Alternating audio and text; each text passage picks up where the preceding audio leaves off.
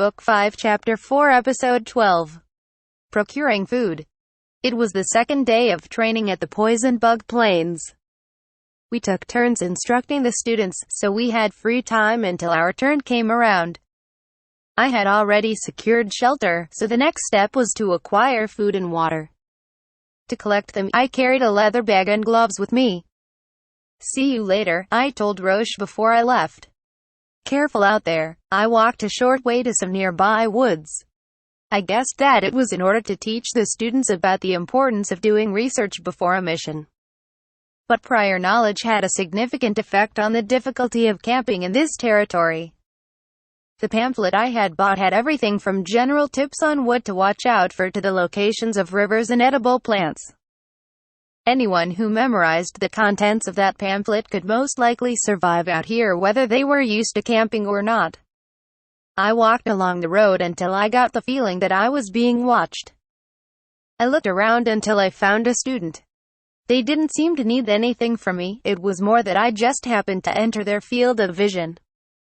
When I looked at the student, he nodded to me once, then began to march across the plains. Maybe he had a job to do, or maybe he was searching for food like I was. I didn't know for sure, but I did come across a few students heading off to the plains like this. I just prayed that they wouldn't hurt themselves. I got to the woods and quickly found some red parasol mushrooms, an edible fungus whose appearance matched their name. Despite the bright red color, they weren't poisonous. They had a fragrant scent and a savory flavor. Finding those so soon seemed like a good omen. Behind the tree next to these, there grew some inoku mushrooms. Beneath them, a thorny fungus called a spear cluster was jutting from the ground. Both were edible. If I made a stew using these, it would almost certainly be delectable. Autumn had arrived in this country, and that seemed to be mushroom season here, just how it was in the forest of Ghana. There was always an increase in fungus there around autumn, so I got to enjoy a variety of mushrooms every year. I wanted to pick a decent number of them to have a feast with. I could just prioritize using the ones that would spoil quickly, and if any were left over, I could dry them and take them back home with me. Then I could ask Chelma to cook something with them for lunch at the laundromat. This country didn't have the technology for artificially cultivating mushrooms yet. So when people wanted them, they either went out and picked them in the wild or bought ones picked by others. This meant that the harvestable amount was entirely dependent on timing. The weather and season controlled the availability of mushrooms, even for wild animals searching for food. Much like how dried shiitake mushrooms were a luxury product in Japan up until about the Edo period, mushrooms were fairly expensive in this country. Getting to find a wide variety on your own and eat them fresh was a privilege enjoyed solely by hunters or adventurers. Not only were they good to eat on their own, but they could be used for soup stock. If only they could be easily purchased all year round. Actually, I could try growing some myself. There are two cultivation methods for mushrooms, the outdoor log technique, and the indoor tray technique. The former involves growing the fungus on wood in natural conditions. The latter grows them from a mix of sawdust and nutrients or the like, from what I could recall. I didn't know the necessary temperature, or moisture, or anything else, but I knew the general methodology. It would be worth a try. Even if I didn't know the exact details, simply knowing the basic idea could have made it highly possible. But I'd heard stories of people who blew all their money trying to cultivate mushrooms for profit and failing, so I needed to be cautious. I could just try it for fun and consider myself lucky if I got it right. Not right now, though.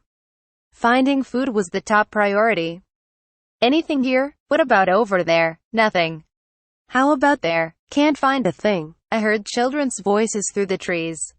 It sounded like they were looking for something. Curious, I sneaked toward them and found that they were the four boys who argued with Beck's party on the first day. Guess we should have gone to the plains. Rock lizards camouflage themselves as rocks, ya know. There's nothing but trees and grass around here. I don't see any rocks. Rock lizards weren't even listed in the pamphlet I bought. That meant these boys had picked a job that was impossible to complete, a trap set for students who didn't do their research. There wouldn't be a penalty for it, but it would be pointed out as a mistake that the guildmaster intended for them to learn from. In any case, I decided to get away from them. If they happened to notice me and ask for my opinion, that would be annoying. I hid behind the trees and slipped away. Around an hour passed. I'm back. Welcome back. When I left my things at my base and announced my return, the teachers waiting on standby greeted me. There was a ton to eat in those woods. It's pretty easy to find food out there. Neat. Maybe we won't have kids whining about running out of food this time, then. How often does that happen, Lucy? There tend to be a lot of kids who are new to things like this. Sometimes they don't bring enough food, and sometimes their food ends up spoiling for one reason or another. As long as we're in a region where food is available, we can just teach them how to find it. It should be fine. That makes sense. How have the students been doing, by the way? I saw some of them in the woods. They're all doing pretty much the same thing. They're off in the woods or the plains doing their job or looking for food. We basically have nothing to do but look after the horses. Makes for an easy job, but it gets boring. Haha, all of the students were away, apparently. At least they were enthusiastic. Also, while I was in the woods, I thought of something. What? There seem to be a lot of mushrooms there. Some are edible, but there are a lot of poisonous ones too. And it could be hard to tell which is which. It was common sense not to put weird mushrooms in your mouth. And the students were warned, but it was possible that some could accidentally eat poisonous ones thinking they were food. Sounds like we should keep an eye on what they find. Yes, I think that would be for the best. I brought a lot of medicine along, so if you ever need any, just tell me. Depending on the type of poison. I could also create an antidote from materials in the woods. Got it? I'll tell you if anything happens. See you later, then. I needed to tend to the food and water I gathered. I started with the water.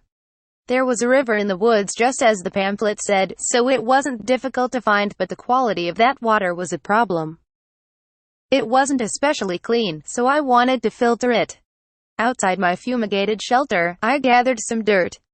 I used earth magic on it to produce sand, gravel, and a tank that looked like a cylinder on top of a big funnel. Next, I carried them to my shelter, then took some cloth and crushed charcoal out of my item box. I laid the cloth out inside the tank, then added a layer of charcoal, another cloth, a layer of sand, another cloth, a layer of gravel, and yet another cloth. I could pour water through here to filter out the filth. Lastly, I left the tank in a corner of the room on top of a cloth to soak up any water that leaked out. My makeshift water purifier was complete. I had a big jug that I could use to scoop up the river water. Now, if I just filtered and boiled it as necessary, I could get safe drinking water. I tested it out by pouring some water into the tank. As the water was being filtered, I used the leftover gravel and cloth to do another job. I molded the gravel with magic to make a big, flat, shallow planter, then filled it with scavenger slime compost. I turned some leftover gravel back into dirt and mixed it with the compost, finishing the preparations in no time. I took out some sesame seed-sized beans that I'd collected in the woods and scattered them around in the planter. Made clean water with water magic to moisturize it all, and covered it with a cloth to protect it from light. Next, I used wood magic to force the beans to sprout. They rapidly grew, the white of the sprouts rising in the darkness. When I removed the cloth, the sunlight from the window illuminated the thin, white surface of the bean sprouts. I harvested what I needed for tonight, then left the rest to grow further. These plants grew as fast as weeds, so by using a combination of fertilizer and magic, I could immediately produce more beans. And by harvesting those beans, I'd be able to keep producing bean sprouts for days to come. I got a lot of use out of this food back in the forest of Ganath, so this brought back some memories. Speaking of nostalgic food, I also found some grain speargrass, a plant resembling zebra grass that grew near river shores. Once fully grown, they were long and sharp with many small seeds attached to their tips. Depending on what perspective you view them from, the stalks could look like spears. They were classified as grains much like rice and wheat, and when made into a powder, they could be baked into something like unfermented bread. But while it was edible, it didn't taste good, so the general public viewed the plant as a worthless weed. Just about nobody ate grain speargrass as part of their regular diet. Outside of wildlife survival situations, most would probably just eat bread made from wheat. In any case, I had various mushrooms, bean sprouts, and grain speargrass.